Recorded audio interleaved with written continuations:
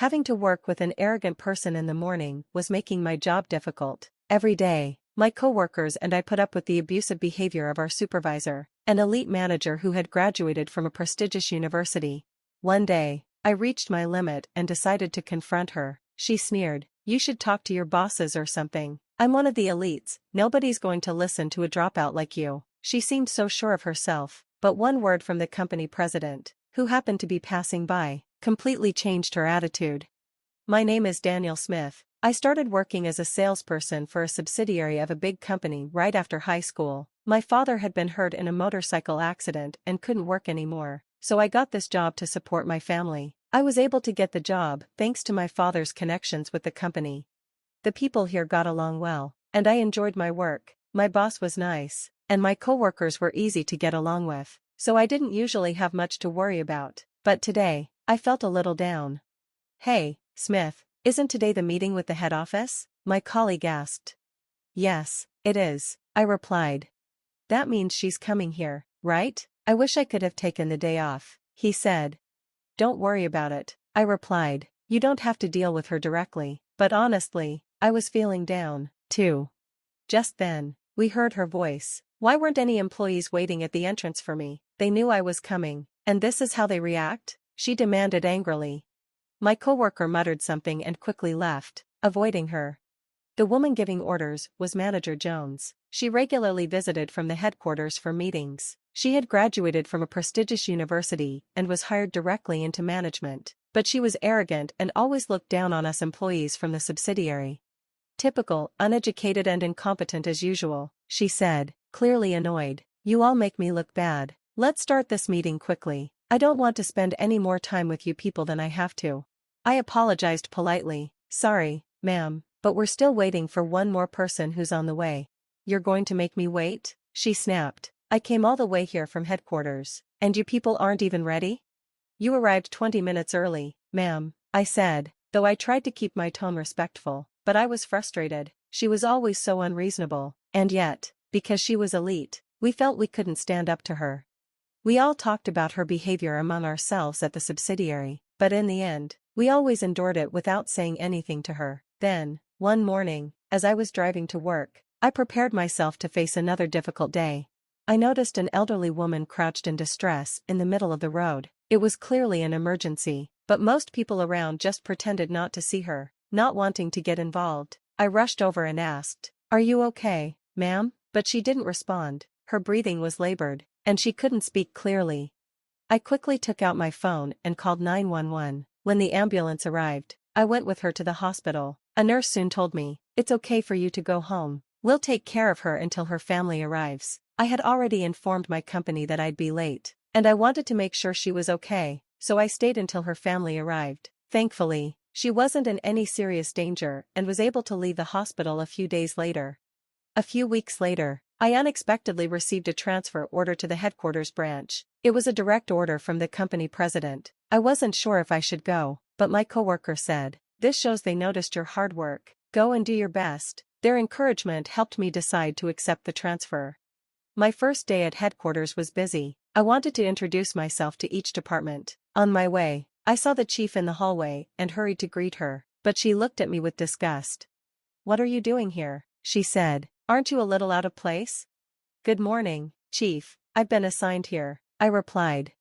"Oh, you're being relocated here? What are they thinking?" She ignored my greeting and went on. "Having to breathe the same air as an uneducated idiot like you in the morning is going to ruin my whole day." I tried to stay polite. "Chief, I'm sorry if I made you feel that way." "Oh, stop talking. Stay out of my way, I'm busy." She waved me off like I was an annoying fly, clearly not interested in listening. Realizing it was pointless to keep trying, I gave up and returned to work. When I returned to the floor where the chief worked, I overheard her angrily scolding one of her employees.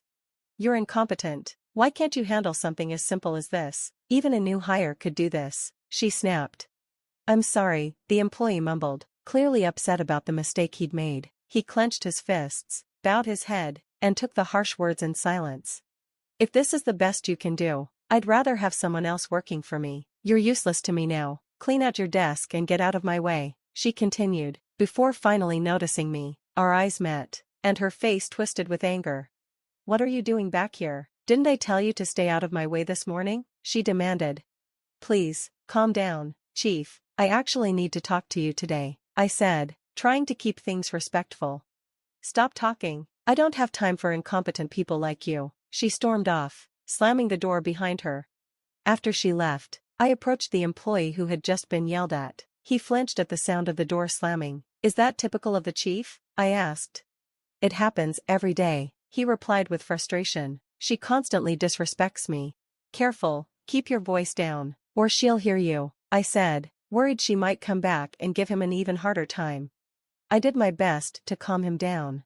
I've been putting up with this for a long time, but I can't take it anymore, the employee said, stumbling to his desk. He pulled out a white envelope from a drawer.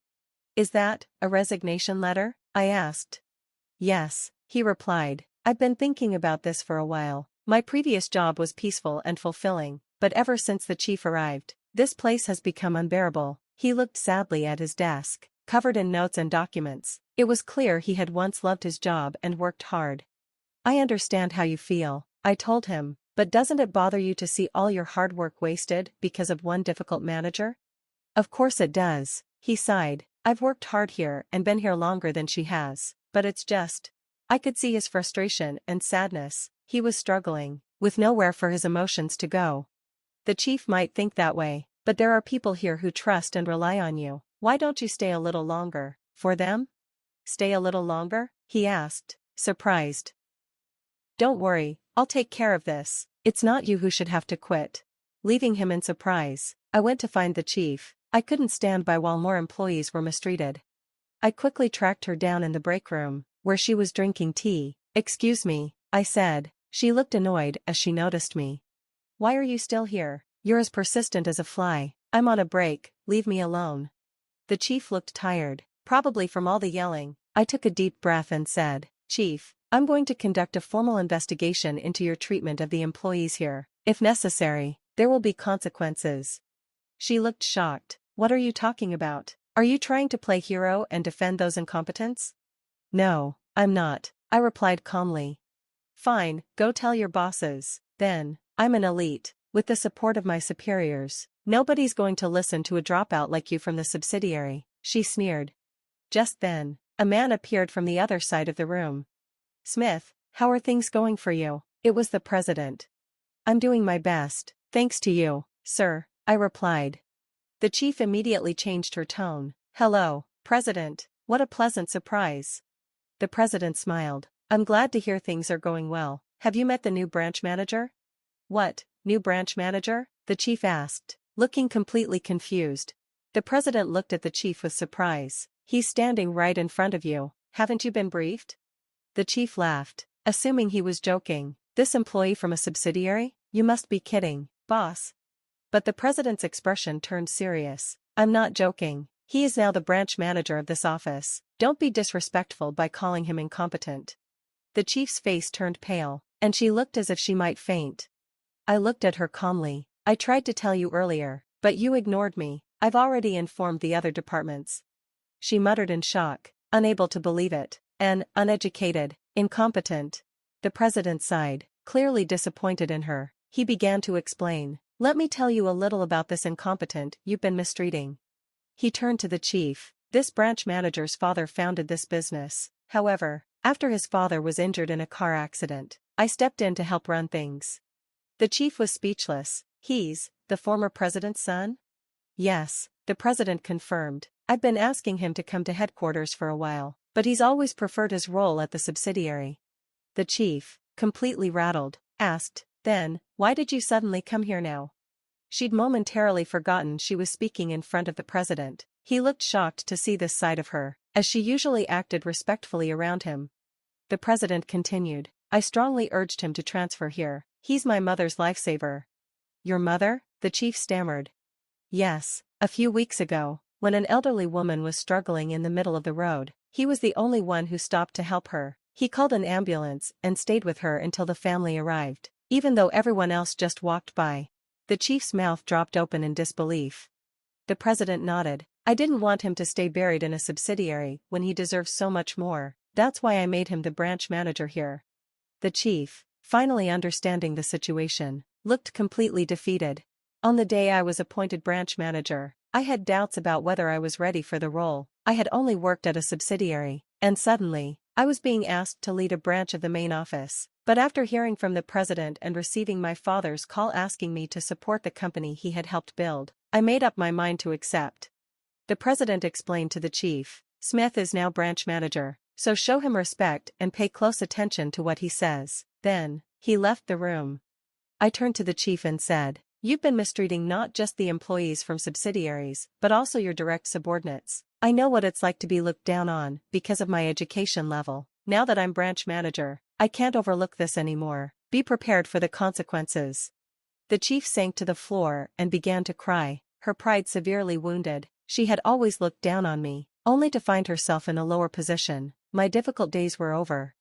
The next day, we began an investigation into the chief's behavior. After interviewing various employees, many reported the harsh comments and actions she had directed at them. Due to her misconduct, the chief was disciplined and left the company without a word. Her high self-esteem had taken a big hit. With her position now vacant, the president promoted the employee she had once yelled at to be the new chief. He had been with the company for many years, was dedicated to his work, and understood firsthand what it was like to be treated unfairly. I felt confident he would make a great leader who respected his team.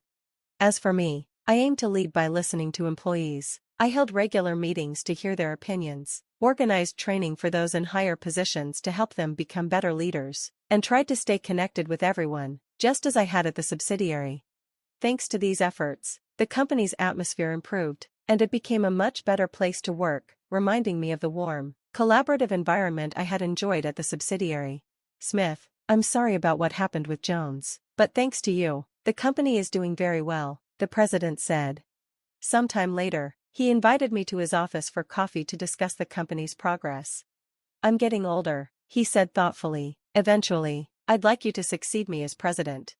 "With all respect, Mr. President, I don't see myself becoming president," I replied. He looked surprised. "Why, your father would have wanted this too." "I want to work alongside the employees, supporting the company and being close to the customers. It'd be hard to do that if I were president." The president looked at me for a moment, then laughed. "You're a unique one, Smith. Most people would jump at this offer." "Maybe I'm a bit unusual," I admitted. "No, it's good," he said, clapping me on the shoulder. "That's exactly the kind of person we need here." Then he added, "You have a meeting coming up, right? Go on, keep up the good work."